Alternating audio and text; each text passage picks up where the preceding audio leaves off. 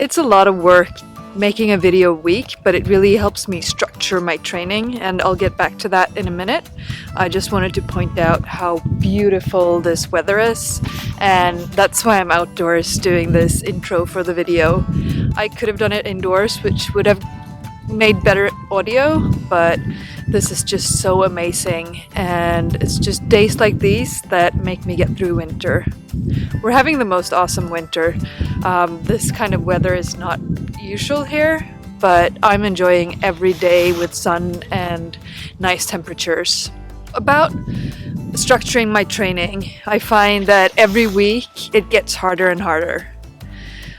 Starting out, the puppy knows nothing, so you just train to the best of your ability, trying to teach them new things. At this stage, when she's 20 weeks old, there's so many things that I could teach her and that I would like to teach her. And as I said a couple of weeks ago, I also want to invest more in her physical development. So there are a lot of things that I want to teach her. And at the same time, there are so many things that we've started that I need to keep working on. So it's very easy to start working on something and then forget about it. Sometimes that can be a good thing, and the puppy develops during that break, and you can pick it up at a higher level than when you started. But sometimes I find that I just start things and then I don't really work them until they are good enough or on stimulus control.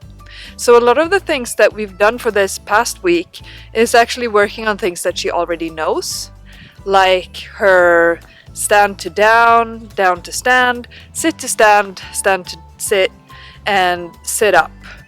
And I've tried to work so that she's not dependent on my hand or a food in front of her, because that felt like we were getting stuck. And I've also started to use the cues more, and I've seen some really good progress. And I also just enjoy using those exercises as a warm-up and for our strength training later on. Same time, maybe we'll do some obedience in the future, and this is such a great thing to have. I love position changes, so that's probably why I spend so much time on it. But I'm enjoying the progress, and I think it's good to get started on these things before we can start to do all the sexy agility stuff. Before working on position changes, I want to make sure that she knows how to stand with a good posture. I want her feet together and a good top line. This is something that I've discussed before, but it's really something that I come back to every week. Her body changes so much from week to week that I constantly need to remind her of how to stand, what her body feels like, and what a good position is. This is pretty much the position I'm looking for. Her feet are pointing forward, her feet are together, and her top line looks nice. You cried and got back up again. And it's real to think that I could fly across a broken bridge in the fading light. Never thought ahead of my 2 feet. Never had a care in the world, you see. She's really made progress on her sit to stand and stand to sit.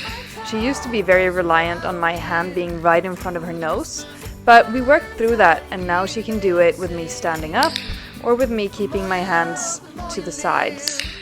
In this video, I can see that I'm actually helping her a bit with my hands, keeping them to my chest, which keeps her head in a good position for doing this. But she is really good at it, and she's starting to understand the cues as well, even though I can't really use them anytime. We're also working on her stand to down, and that was not very good a few weeks ago, but she really learned quickly, and she started offering it on her own. The hardest part for her is to go into a stand and stay there on cue, so that's something that we need to work more on. But if I'm quick with my reward, she'll do a nice stand without moving any feet. I'm really happy with how she's using her body, and I think that she'll have a very nice position change exercise for obedience in a short while.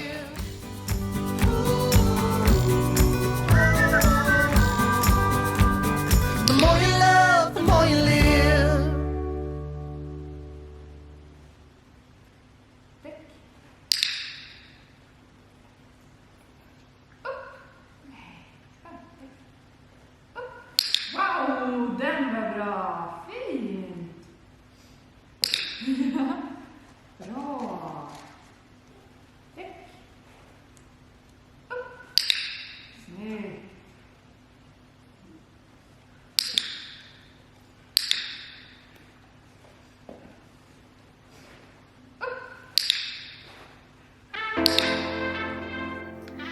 one thing we have started this week, and that is a cue for her to take a reward behind her.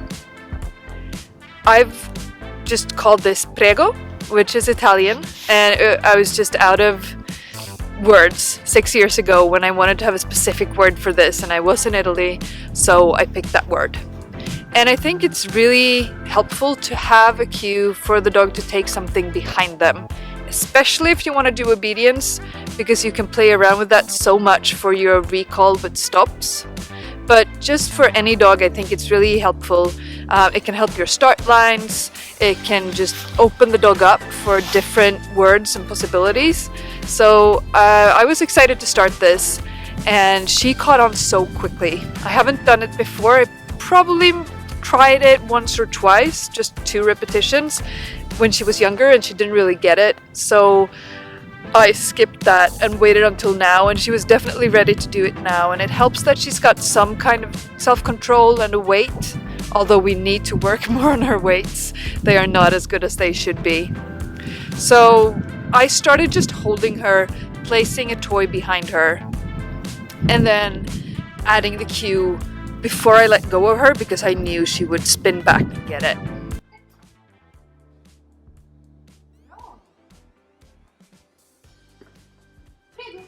Yes, wow! Wow!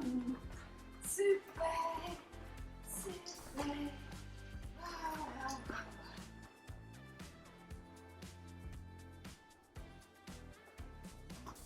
Prego! Jajamän! Wow! Super! Super! Det var bra! Det var bra!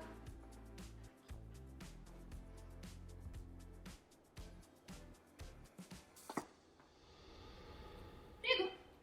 Jajamän! After teaching her the cue by holding her a few times, I tried putting her in a sit and helping her stay, and then just tried using the cue.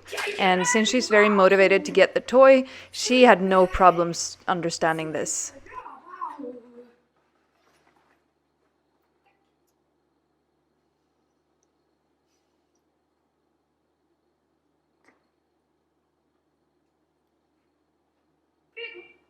Jajamän! Wow! Super! Wow!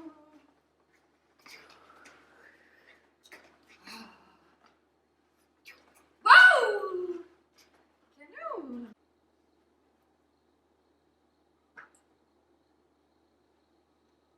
Prego! Jajamän! Wow! Det är bra! Kanon! Kanon!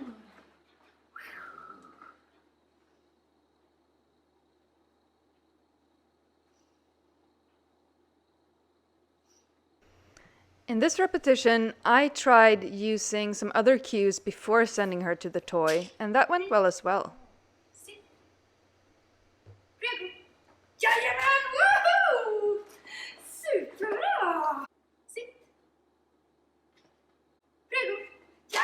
Woohoo!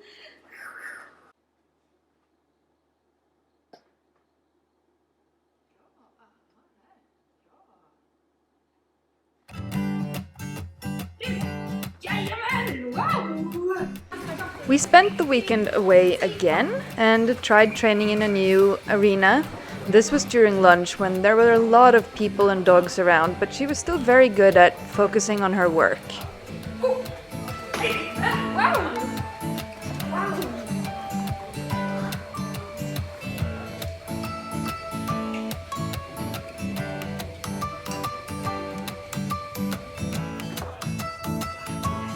Prego! Jajamän! Wow!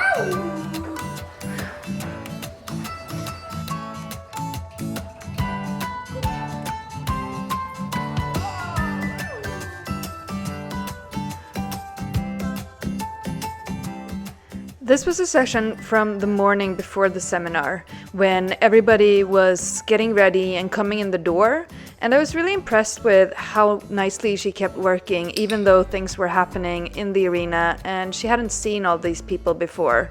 She checked them out, but quickly started working again. And I think these opportunities to work with small distractions is really, really important for her.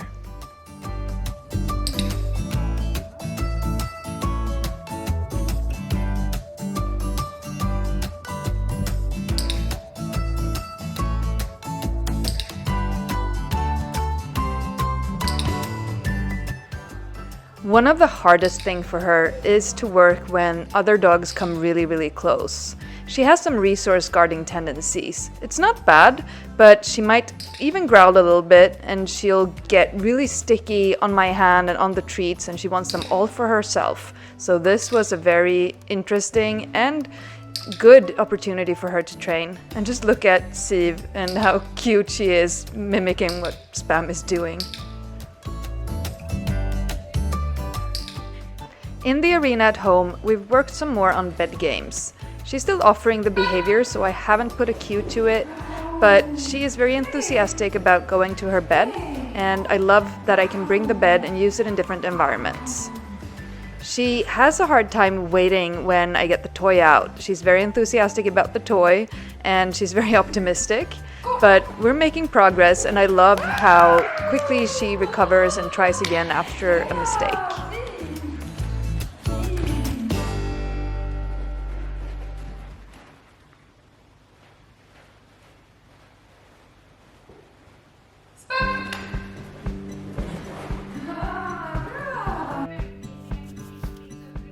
Of course, we're also working on just relaxing in her bed when other things are happening, and she's doing really well with that.